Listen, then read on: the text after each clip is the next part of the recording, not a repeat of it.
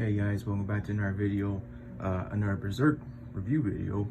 And today we're going to be covering chapter 2 of volume 1. And this is one of my favorite chapters, and you'll see once we get to a certain part. But man, I just really love this.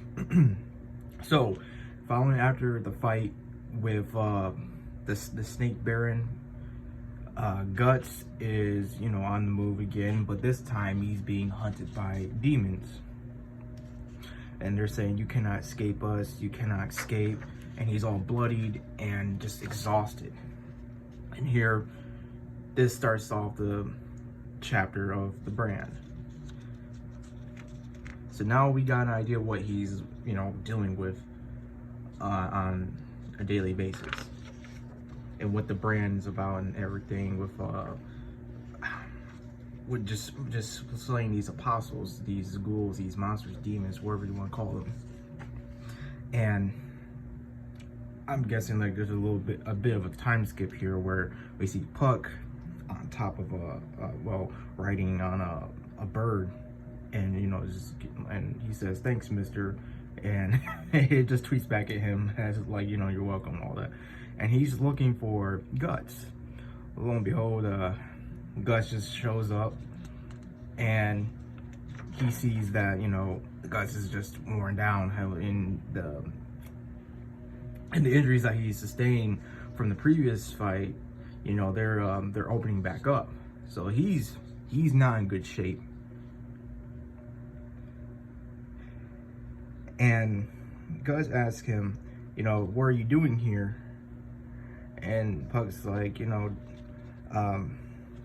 finds him interesting because he's basically the real deal, like with demons, hunting demons and all that.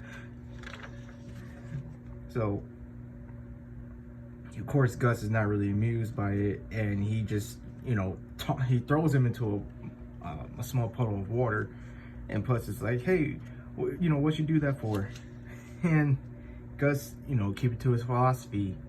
His brutal philosophy. He says, it's like, I don't like elves, because, they're usually weak. They're nothing. They're just weaklings. That's all they are. And he makes them want to crush them. Anyone who's weak, he just wants to crush them. But, I think that's just tough talk. And before he, and while he goes to, walk away, he purposely, steps in the puddle to splash Puck with it, and of course, that's a total dick move right there. So sometime later, it's raining, it's storming, and this guy in a carriage or wagon, whatever you want to call it, he asks him, "Hey, you need a ride?" And he's like, "The rain's pretty heavy." And Gus is like, "No, just leave me be." He's like, "I'm no good with priests. And I'm telling you this for your own good."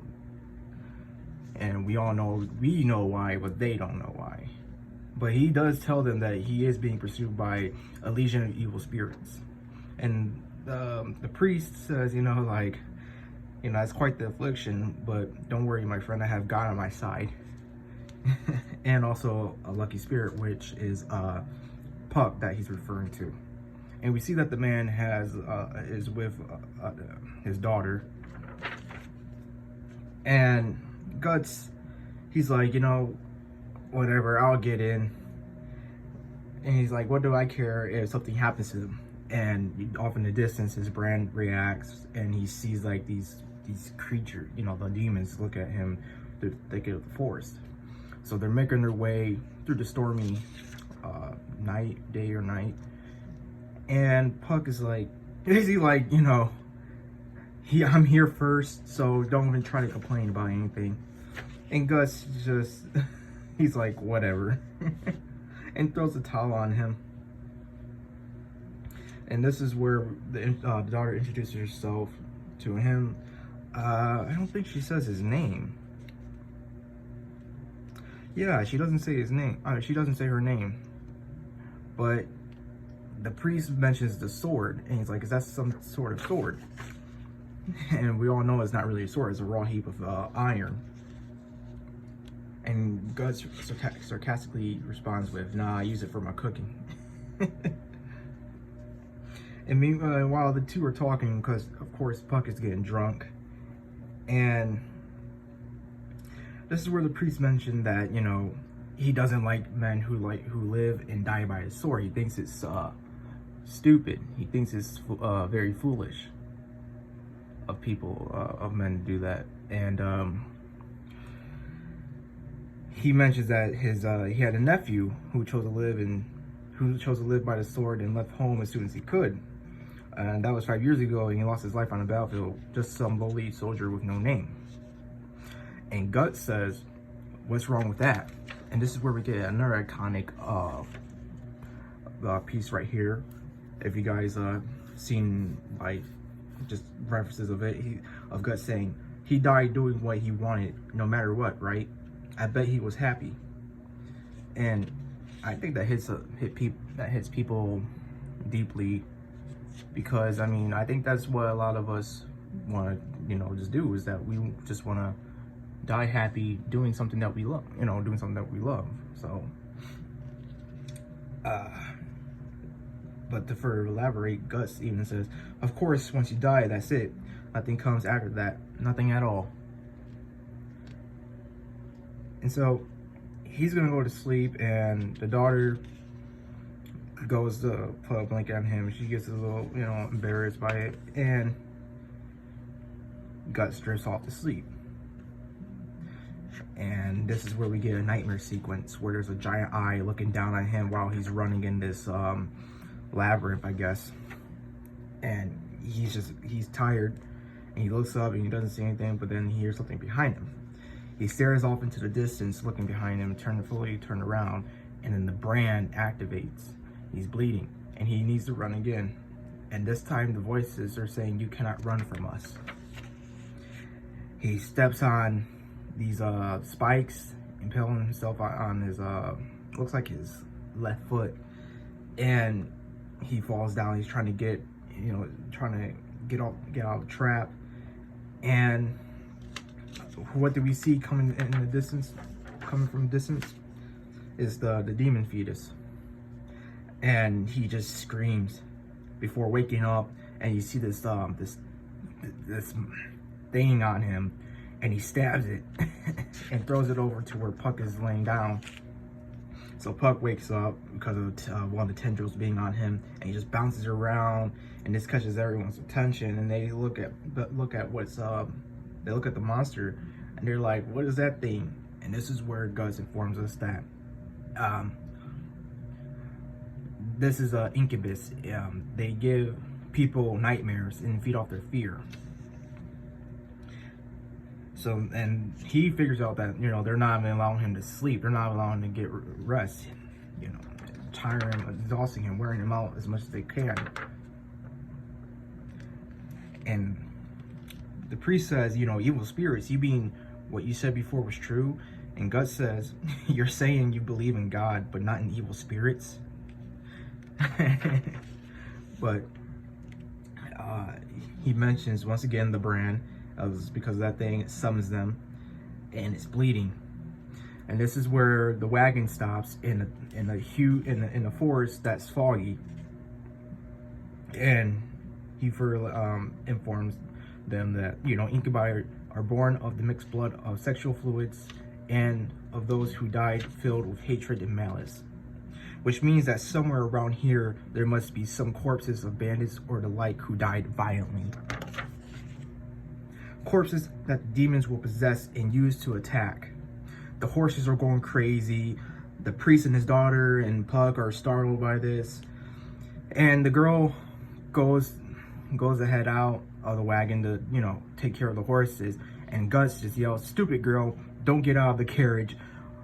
When she utters one word, immediately she's stabbed right from below. She's stabbed right from below. Everyone was not expecting this, and here we see the army of darkness. I might as well call them that. The army of darkness just rising from their makeshift graves, war-torn battlefield, you know. And they're just ready. They're ready to slaughter. They're ready to kill. And of course, Gus gets ready, but before he attacks, he looks back at, you know, what's her name? I'm not Colette. I don't know how to pronounce that. But he looks back at her, and this enrages him. Where he just, you know, he uses his throwing knives, and it doesn't really affect them because, you know, they're already dead. And I mean, come on, Guts, and use your raw heap of iron, man. And he said, "There's no use. You can't kill something that's already dead. We better get out of here." And Gus says, "If you want to go by yourself," oh, I'm sorry. Puck says, "If you want to go by yourself, but why?"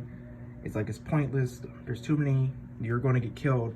And Gus says, "It comes with the territory." So he takes out his sword and just starts going ham.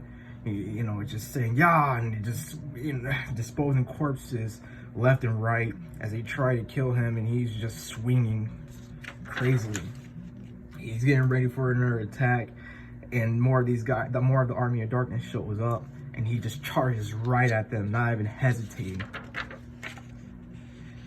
He sees this one guy with a spear, cuts him in half.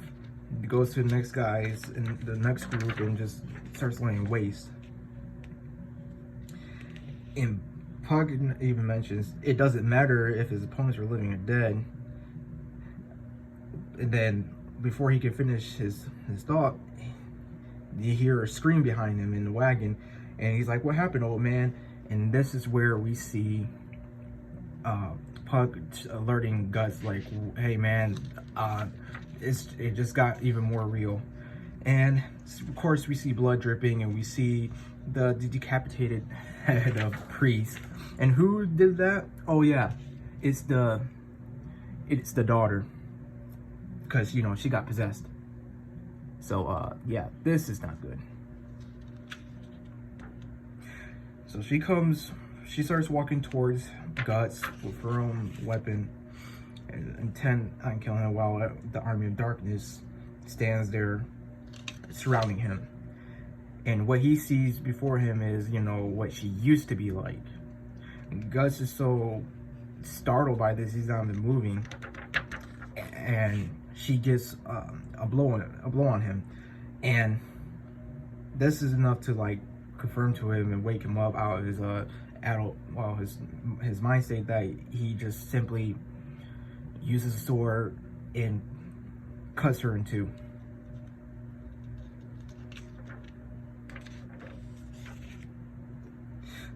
The Army of Darkness rages on. They go for it in the kill. He's fighting, but this is when we know is that this is the first time that we see him, like, throwing up. Not because of, like, being stabbed or hit, but because of what he just did to that girl. Even though she was possessed, even though she was already dead, there's something in him, like, he doesn't like that. He may say that, you know, oh, if you're too weak enough to protect yourself, then you deserve to die. But yet here he is showing this type of reaction, which he's sickened by it. So it's telling me and telling us that he doesn't truly believe what he believes. He's just like, he has this outer shell. And while he's throwing up, he's trying to fight off the Army of Darkness, but he finally gets a hold of himself and just goes berserk. And here, this is awesome artwork right here. Just, I just love this. I love this chapter. I love it so much. He fights all the way to dawn comes, and Puck's just sitting there, you know, teary-eyed, and we see Gus just, he survived another night. He made it to the morning, and we see the spirits leaving the corpses just to get away from the light. And Puck says, you know, I guess it's all over. Then they look back at the body of the girl, And Puck mentions it wasn't your fault. Guts stands there and then starts cackling. Haha, yeah, that's true. You're absolutely right. Like I said, anyone who gets killed because they got caught up in someone else's fight is a small fry. If they can't live their life freely, they're better off dead. Those two didn't have the strength to protect themselves from a walking disaster like me. That's all there is to it. If you're always worried about crushing the ants beneath you, you won't be able to walk. And Puck's just hovering there in awe. And then something catches their attention. It's the evil spirits talking to him. They're not seen, but they're there. And saying like, it's useless, you cannot run from us. We're always watching you. Wherever you go, we will find you. Your blood, your flesh, your bones, and your heart. We want your heart, your ears, your eyes, everything. And while they're talking and they're taunting him, and, you know, so long as you have that brand, you cannot run from us. So your anger, your sadness, your pain, and meanwhile Gus is, you know, just loading up his cannon arm, telling him to shut up. And he had someone, you know, it's torture to him. He had enough of this that he just shoots the rocket thing or whatever, just straight into the air, yelling, "Shut up!" It goes silent. Puck is hovering there in silence, looks around on the battlefield, and says, you know, and thinks to himself, this is the world Guts lives in. What a way to end the chapter.